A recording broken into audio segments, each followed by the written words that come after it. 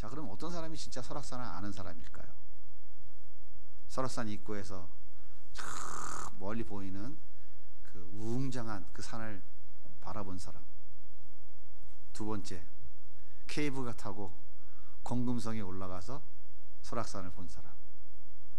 흔들바위 올라가서 더 올라가야지 해서 울산바위까지 올라가서 설악산을 본 사람. 아니면 대청봉을 찍고 공룡능선을 타고 그리고 설악산 입구까지 내려온 사람. 어떤 사람이 진짜 설악산을 아는 사람일까요?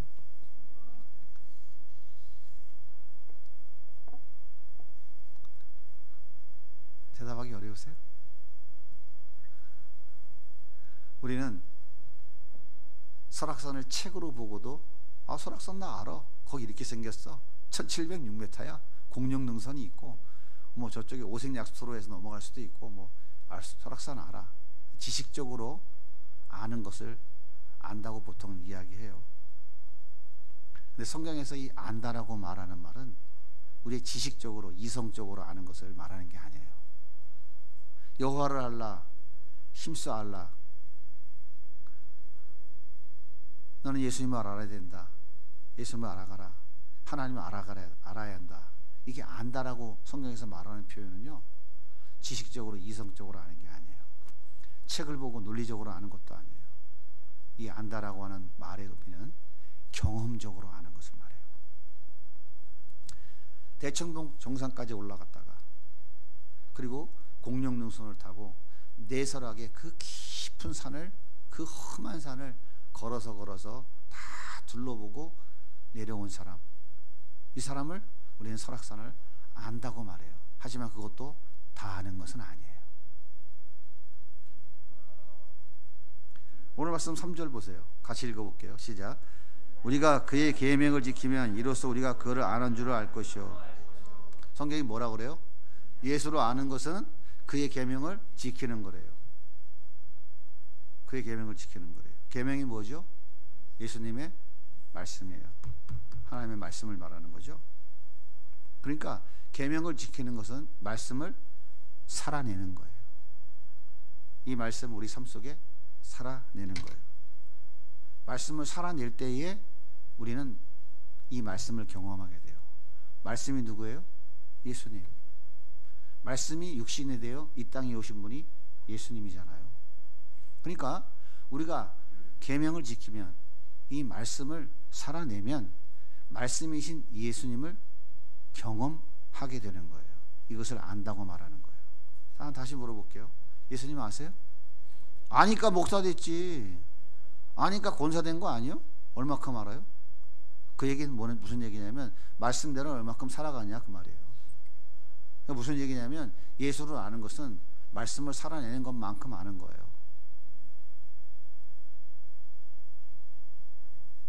마태복음 5장 39절에 뭐라고 말하냐면 이렇게 말해요. 나는 너에게 이르노니 악한 자를 대적하지 말라. 누구든지 내 오른뺨을 치거든 왼편도 돌려대라. 여러분 말이 됩니까? 오른뺨 때리면 왼뺨도 돌려대라고요? 말이 돼야 안 돼요? 대답 좀 해봐요 국민 여러분. 안 웃겨요? 국민 여러분 듣고는 계신가요? 대답 좀 해보시라니까. 오른뺨 때리면 왼뺨도 돌려낼 수 있어요? 말이 돼요? 죽여버려야지. 어디 감히 거룩한 어기들 때려? 그래야 안 그래요? 근데 그렇게 해보라는 거예요. 예수님이 오른뺨 때리면 왼뺨도 돌려대보래요. 그렇게 해보래요. 그러면 나를 위해 채찍질 당하신 예수님을 경험하게 된다는 거예요. 해보셨어요? 안 해봤어요? 예수님 아세요? 근데 뭘 예수님 안 돼? 성경이 말씀하고 있잖아요. 이렇게 예수 믿으니까 예수 믿는 사람이 세상에서 손가락질 당하는 거예요. 마태복음 18장 22절 같이 읽어볼까요? 예수께서 이르시되 내게 이르노니 7번뿐 아니라 7번은 70번까지라도 할지니라. 뭐라고요? 7번씩? 70번을? 77에 49, 490번? 말이 돼요? 뭐 영원히 용서하라고? 말이 됩니까? 안 됩니까? 돼야 안 돼요? 근데 그렇게 하래요. 그렇게 해보면 나 같은 죄인을 용서해 주신 그 처참하게 죽으신 예수님을 경험하게 된다는 거예요. 여러분 예수님 아세요? 갑자기 대답이 없어졌네. 이렇게 예수님의 말씀을 살아내는 것이 예수님을 아는 것이라고 성경이 말하고 있어요. 내가 50년 전에 예수 믿는다고 고백했어. 난 그래서 천국 가는 티켓을 가지고 있어. 난 죽으면 천국 갈 거야. 그리고 어떻게 살아요? 내 멋대로 살아. 그건 예수로 아는 게 아닌가 이 말이에요. 예수로 아는 게 아니다 이 말이에요. 예수님을 말씀을 지켜내는 것이 예수님을 아는 것이에요. 이렇게 예수님을 아는 것이 예수님 안에 사는 것이라고 성경은 말하고 있어요. 자, 오늘 말씀 5절 같이 읽겠습니다. 시작. 누구든지 그의 말씀을 지키는 자는 하나님의 사랑이 참으로 그 속에 온전하게 되었나니 이로써 우리가 그의 안에 있는 줄을 아노라. 무슨 얘기입니까? 말씀을 지키는 자가 그의 안에 있대요. 말을 바꾸면 예수 안에 있는 사람은 말씀을 지키는 사람이다 이 말이에요.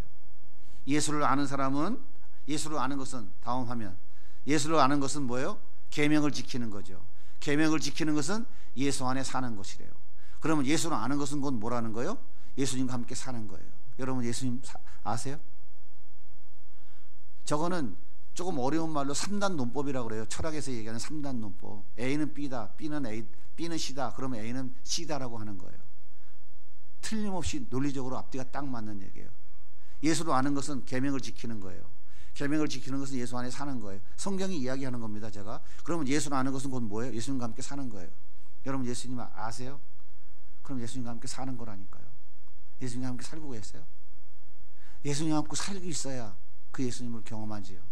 그래야 그 예수를 안다고 말할 수 있는 거 아니에요?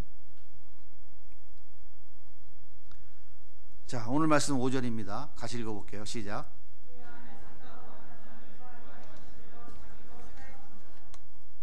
그의 안다고 하는 자는 그가 행하는 대로 자기도 행할지니라. 예수를 아는 자, 즉 예수와 함께 사는 자는 반드시 예수님이 행하신 대로 행하는 사람이라는 거예요. 예수님이 가신 그 십자가의 길을 따라가는 사람이라는 거예요. 예수님 말씀하시는 대로 순종하려고, 예수님 말씀을 살아내보려고 몸부림치는 사람이라는 거예요. 이게 예수가 있는 사람이에요. 여러분은 예수가 있습니까? 여러분 스스로 생각해 보세요. 여러분 안에 예수가 있나? 내가 예수님과 함께 살고 있는가? 예수님 말씀대로 내가 살아내고 있는가? 자, 여러분 예수님 잘 아시잖아요. 우리 잘 알잖아요. 천지를 창조하신 분 알고 계시죠? 내 죄를 용서해 주신 분 알고 계시죠?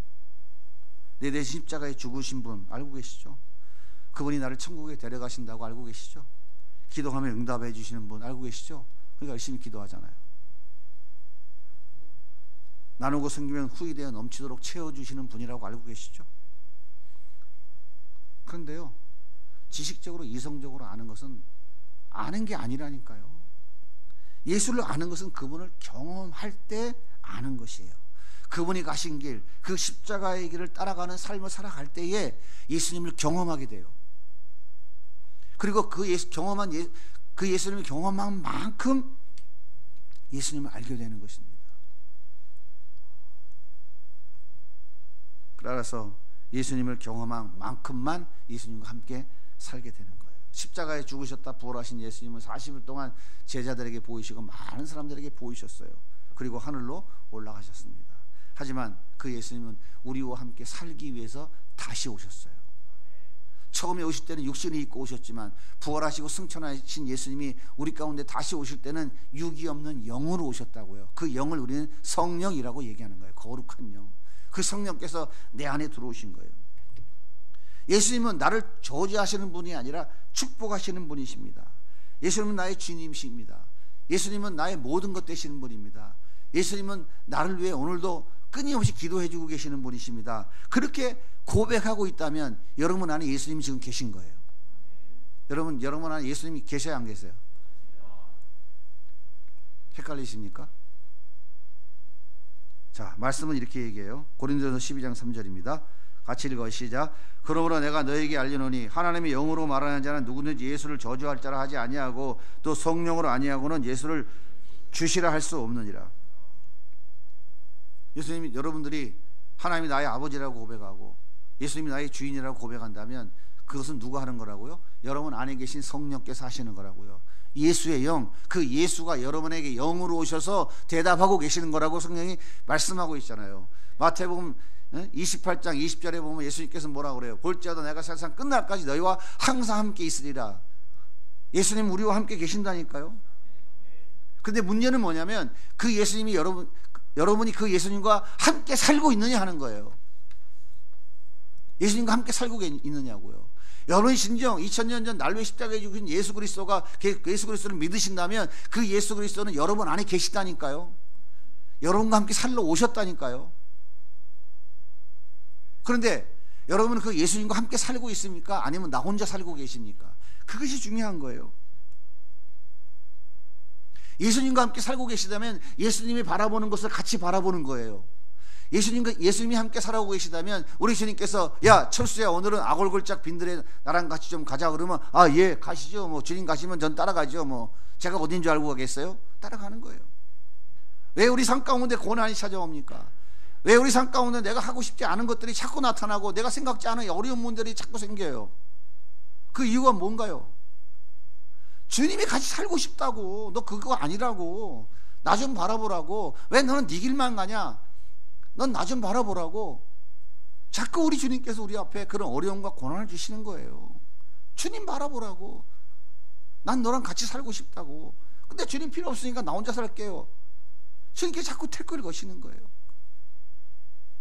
우리 삶 가운데 어려움이고 고난이 오면 무슨 생각을 해야 된다고요? 아, 주님이, 나를 사랑하는 주님이 나 좀 바라보라고 하시는 거구나. 그 주님과 함께 살고 싶어 하시는 주님의 음성으로 들을 수 있어야 돼요. 그래야 날아오르는 거예요. 그 자리에서 날아오르는 거예요. 예수님과 함께 살면서 예수님 말씀들을 거역하고 산다면 예수님과 함께 사는 게 아니라니까요.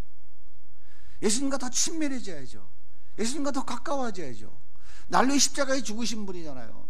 나와 함께 살다가 나와 함께 내 안에 오셔서 내 안에 하나님 나라 천국 갖고 오셔서 천국 누리며 살다가 때가 되어져 그분과 함께 영원한 나라에 들어가서 영원히 그분과 함께 살기 위해서 난로의 십자가에 죽으시고 그리고 나와 함께 살기 위해서 이 땅에 오신 그분, 천국 가지고 오신 분, 그분이 주시는 천국을 누리며 살아가야 되는데 그거 싫다고. 나는 내 멋대로 살아가면서 우린 예수를 안다 그러고 죽으면 천국 간다 그러고 내 멋대로 살아가는 거예요.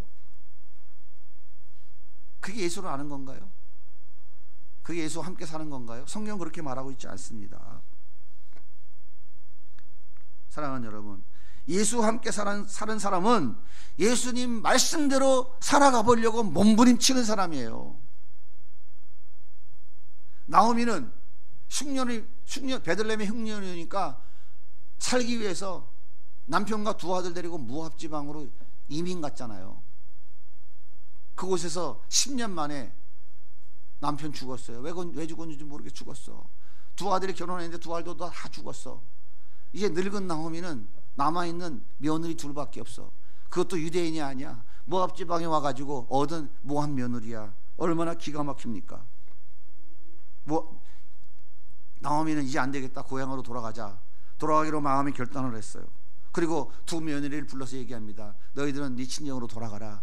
난 이제 내 고향 땅 베들레헴으로 가야 되겠다 했더니 며느리 둘 중에 하나 오르바가 어머니 그러면 저는 친정으로 돌아가겠습니다. 평안히 고향으로 잘 가십시오 인사하고 지갈 길로 갔어요.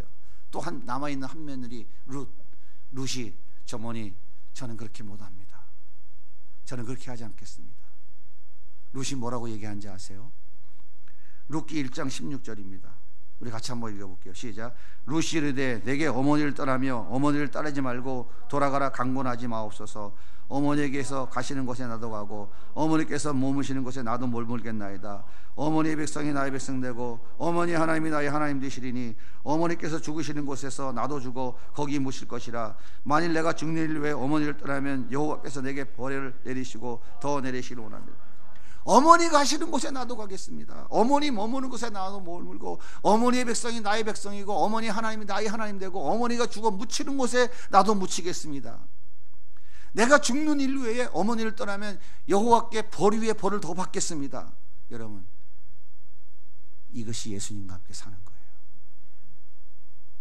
예수님과 함께 사는 거예요. 예수를 아는 거예요. 여러분은 예수님과 함께 살고 계십니까?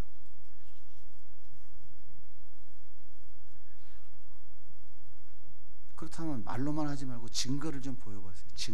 증거가 있어요? 그러면 예수님과 함께 사는 사람들이 나타나는 증거가 뭘까요? 요한일서 2장 9절 말씀 같이 읽어보겠습니다. 시작. 빛 가운데 있다 하면서 그 형제를 미워하는 자는 지금까지 어둠에 있는 자요, 그의 형제를 사랑하는 자는 빛 가운데 거하여 자기 속에 꺼리낌이 없으나 그 형제를 미워하는 자는 어둠에 있고 그 어둠에 행하며 갈 곳을 알지 못하나니 이는 그 어둠이 그의 눈을 멀게 하였습니다. 형제를 사랑하는 자는 빛 가운데 거한대요. 그죠? 형제를 미워하는 자는 어둠 가운데 거한대요. 빛이 무엇입니까? 빛이 뭐예요? 예수. 어둠이 뭐예요? 사단. 우리는 어둠 가운데 공승의 권세 잡은 사단의 종로로 타며 살았잖아요. 어둠 가운데 빛인 예수가 찾아오신 거 아니에요? 그 빛이 어둠을 물리치고 우리가 빛의 자녀가 된 거 아닙니까? 빛이신 예수님과 함께 사는 사람들에게는 반드시 뭐가 나타난다고요? 사랑 그 자체이신 그 예수님의 사랑이 나타나요. 그것이 어디로 나타나요? 형제 사랑으로 나타나는 거예요. 예수님이 내 죄를 대신 갚아주시려고 십자가에 죽으신 이유가 뭡니까? 돈 벌려고요? 높아지려고요? 자기 자랑하려고요? 아니에요. 우리를 그냥 사랑하시기 때문에요. 이유가 없어요. 어떤 대가를 지불받은 것도 아니에요. 야, 나를 위해서 십자가에 죽으면 저놈이 뭔가 앞으로 나를 위해서 큰 뭔가 업적을 이룰 수 있는 만한 가능성이 있는 놈이야. 그래서 우리를 위해서 십자가에 죽으시고 그 사랑을 베풀어 주신 것이 아니에요. 그냥 값없이 우리를 선택하시고 그 사랑을 우리에게 베풀어 주신 거예요. 그러므로 우리 한 사람도 예외 없이 주님의 그 사랑을 받은 사람들입니다. 그러므로 예수님의 사랑을 받은 사람들은 반드시 그 사랑이 나타날 수밖에 없어요. 그 사랑이 나타날 수밖에 없어요. 이것이 바로 예수님과 함께 사는 자들에게 나타나는 증거인 거예요. 그러면 구체적으로 예수님을 함께 사는 자들에게 나타나는 그 사랑, 그 형제 사랑은 어떻게 나타나는 것일까요? 요한일서 3장 17절을 보면 이렇게 말씀하십니다. 같이 읽을게요. 누가 이 세상의 재물을 가지고 형제의 궁핍함을 보고도 도와줄 마음을 닫으면 하나님의 사랑이 어찌 그 속에 거하겠느냐. 형제들아, 우리가 말로만 혀로만 사랑하지 말고 행함과 진실함으로 하자. 아이고 배고프겠다. 야, 너 왜 밥 안 먹고 다니냐? 얼른 집에 가서 밥 먹어라. 아이고 춥겠다. 너 옷 좀 따뜻한 거 입고 다녀. 아이고 좀 안 되겠네. 아이고 방이 왜 이렇게 차고? 어? 연탄구멍 좀 더 열어놔.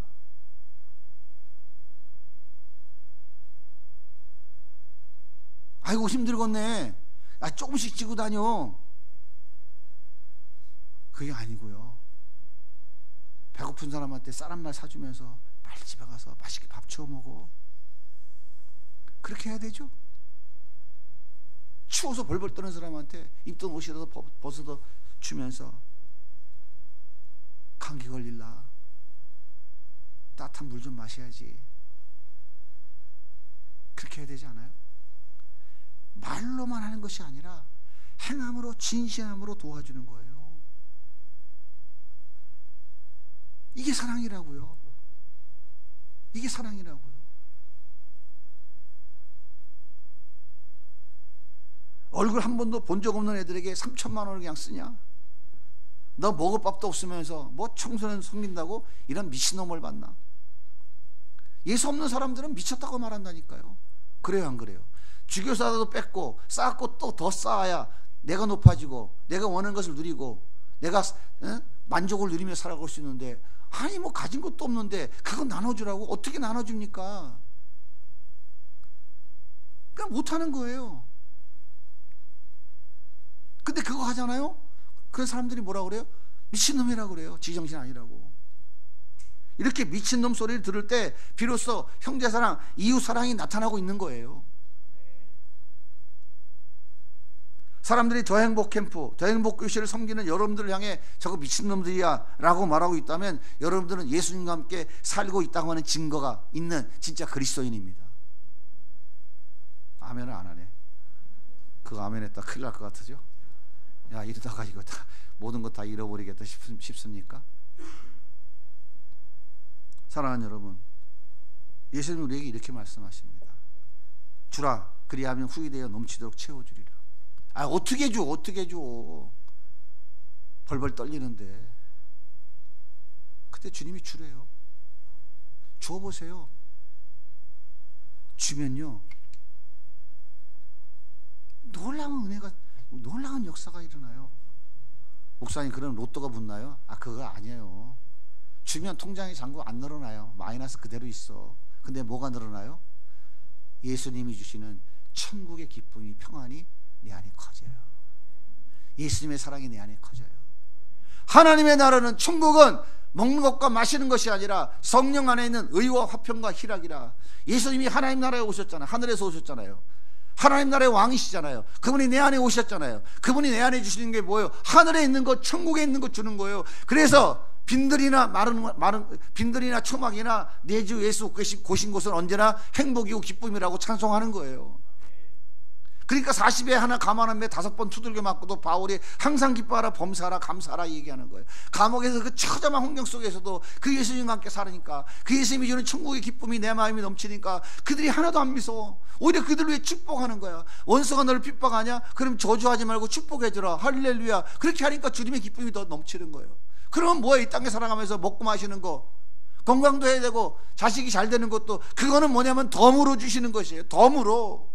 왜 예수 믿는 사람이 그 예수가 주시는 것을 누리고 생각은 안 하고 그 예수가 아닌 세상의 것들, 저 사람도 바울이 똥이라고 다 버렸잖아요. 그거 배설물이라고. 왜 배설물이라고 버린 거 그거 붙잡아야 행복인 줄 알고 그거 쫓아가냐고요. 아무리 붙잡아 보세요. 그거 붙잡으면, 그거 바라보면 그 안에 예수가 주시는 행복, 천국의 기쁨이 그 안에 있나요? 없어요. 절대 없다니까요.